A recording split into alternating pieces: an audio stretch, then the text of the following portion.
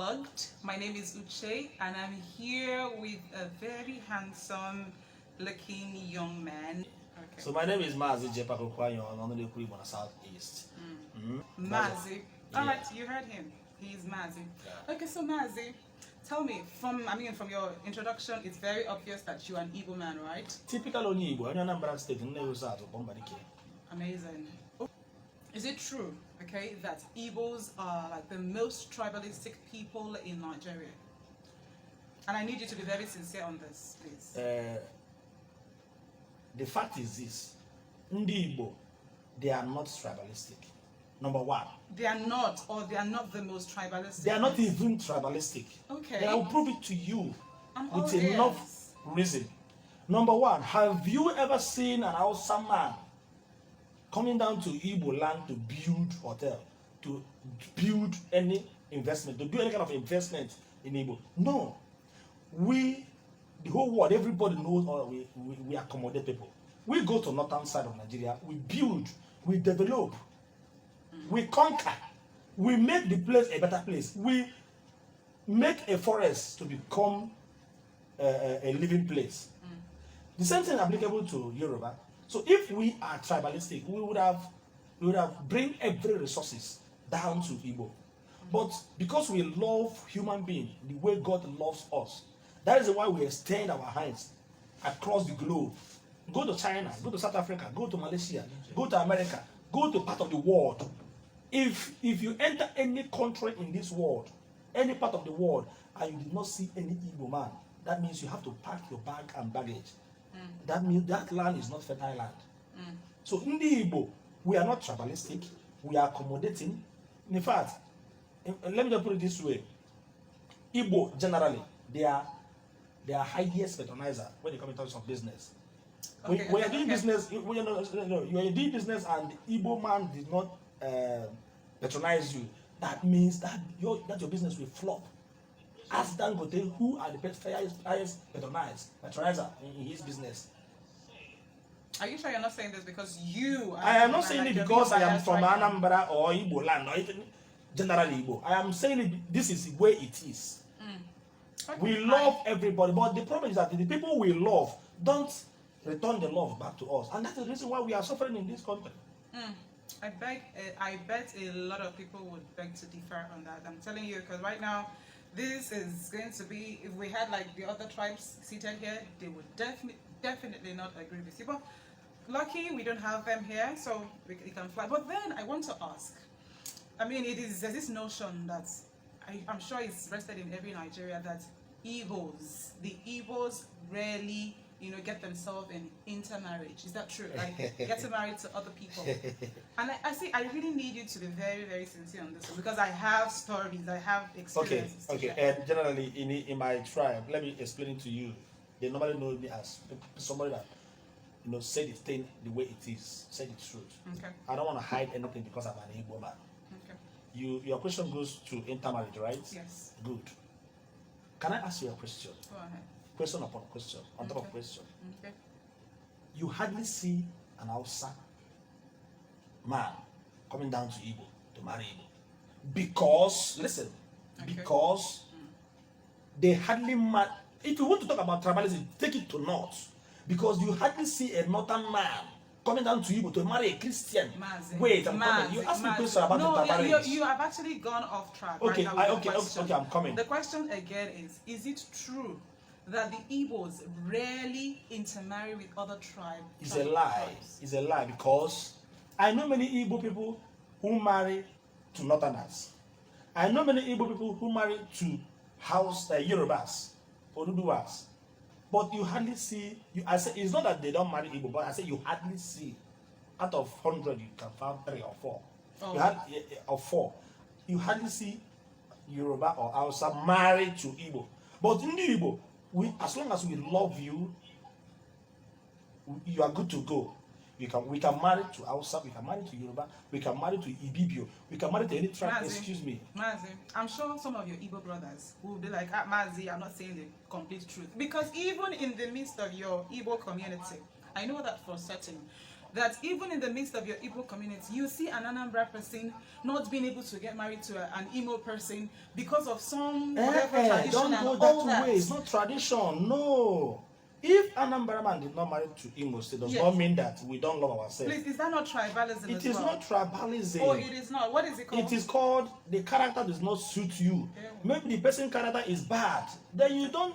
How can you put yourself in a no, as in character, as an individual, or character as in the whole character of the people of that community or that state? No, the particular person you want to marry. No, but I'm telling you right now, I have heard stories where people what say you heard is that people from this clan or people from these states don't marry some people from these other states. No. In the Igbo community. We marry for Calabar, Ibibi, with Port Harcourt, any tribe.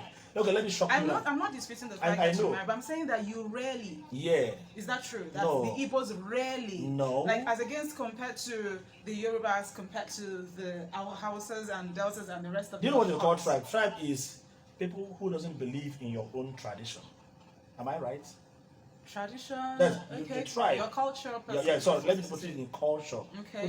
Their culture, they are differs. It's not like they don't really believe, but it's just that people who have different cultures I say it differs. from you. Exactly. It differs. Good. Now let me shock you. If I'm not mistaken, Igbo people, they are the first people that bring white ladies, marry white women down to Nigeria.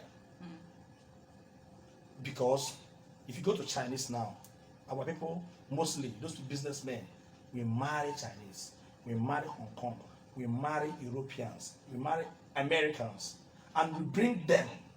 The most important thing, the most funny thing is that we marry them and we still bring them down to Igbo, teach them our culture.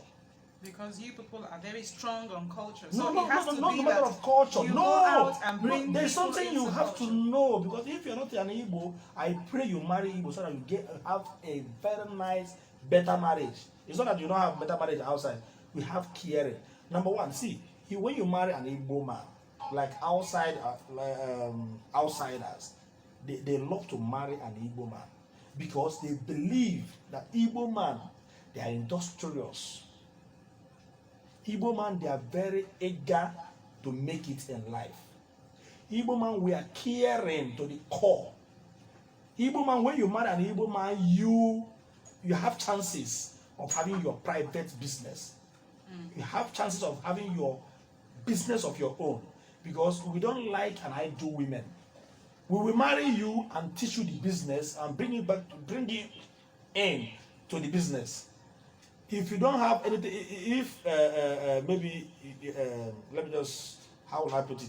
When we marry you, when we bring you to the business, we teach you the business. You can as well be an importer as a woman. You see, all of those things you've said about the men, fantastic. And that is why white European Western world, they love. I will give you an example of an European lady who married an Igbo man from Anambra State. The lady, she speaks Igbo more than any other person. Her name is Wanyocha. Another lady from China, she speaks Igbo because they love the language. They say these people, even go to South Africa, ask anybody you see in South Africa, anybody that lives in South Africa, any South African woman, how Igbo people treat them. Okay, they prefer Igbo people than their brothers in South Africa. I am not disputing the fact that Igbo men. So I guess if you're not married, try and get hook yourself to Igbo man. Mazi, I'd like to ask you this question. Okay. Would you, as you're seated here, all full of the Igbo spirit and everything, give birth to a beautiful daughter? Yeah. And then a man from the Yoruba tribe, Yoruba man comes, and says, Mazi, in fact, I've seen the good work that you have done in the life of your daughter, and I have come to marry your daughter. Would you hand your daughter over to either a Yoruba man? Number one, I am not the one. I'm not the one that will stay in the marriage. And your daughter, of course, confirms the fact that, oh, Daddy, I love him. I mean, we've been seeing ourselves.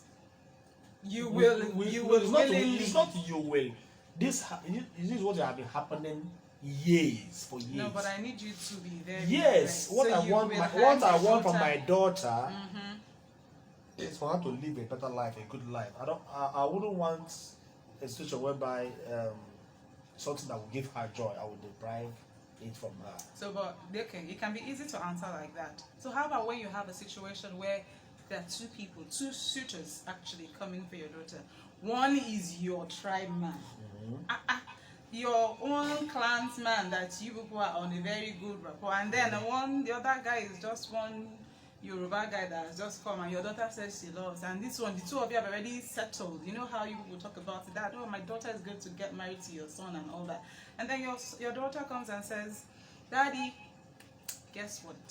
I have brought a husband. Oh, where is he from? He's from Osun State. Please be very, very candid. What will be your first reaction? But there are two. Yes, and there's this other one that you've been talking to, the two of you have been talking. In that case, no. Forget about long story. In that case, I will talk to God in prayer. Okay, so at this point in time, I thought you said your daughter's well-being, and your daughter said, "Oh, Daddy, I prefer my daughter. There's something my daughter will sit down. So there's something that my daughter will climb to an iroko tree. She will not say it.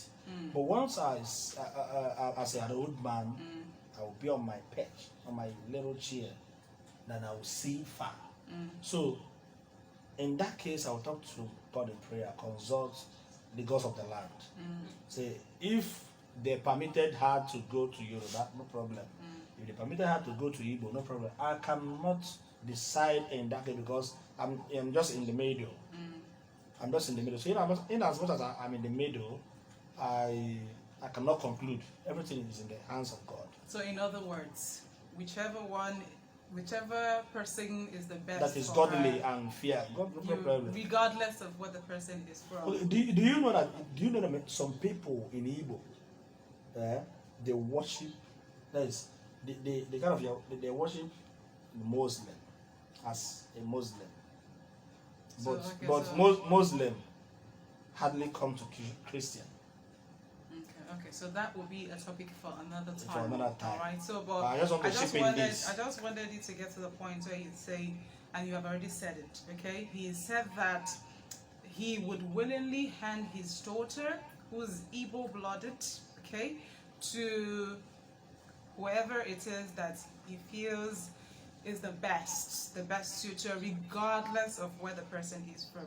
That's fantastic, isn't it? Yeah. As against the notion that we have, that no, I was expecting that he would stand and say no, that he's definitely going to have me and my brother and all that, but he's kind of like disproved that, and I think that that's fantastic, guys. So for all you out there, from Mazi has said that Igbos are not that tribalistic, that they are wonderful people. It's just because of maybe one or two misconceptions about them here and there, but that they are loving people. So if you have an Igbo person that you're thinking of getting married to, or as an Igbo person, you're contemplating thinking of how to tell your parents, as an Igbo young lady, you're already contemplating how to go tell your parents about your suitor who's not an Igbo man, don't worry. From what our Mazi has said today, your father is definitely not going to kick against him because he wants the best for you. Isn't it, Mazi? Thank you very much, Am I correct? Mrs. Is it Miss or Mrs.? Miss Uche. Okay, Miss Uche. Yes. An elegant lady. Thank you. Plumpy in nature. Thank you. Black beauty. Thank you very much. My name is Mazi Jepak Okwayondo, on the Kuribo na South East, Okwayondo na Muwadofe, on the Kuribo, Ombadi Kitchen Kingdom. Thank you very much. See you. All right, people. Thank you. That's it. I hope you enjoyed our video today on Pan-African TV Unplugged. Do make sure to subscribe to our channel, like, and then share the videos that you find on our site. Okay. Yeah, thank you so much. Do enjoy the rest of your day, and Thank we will see you.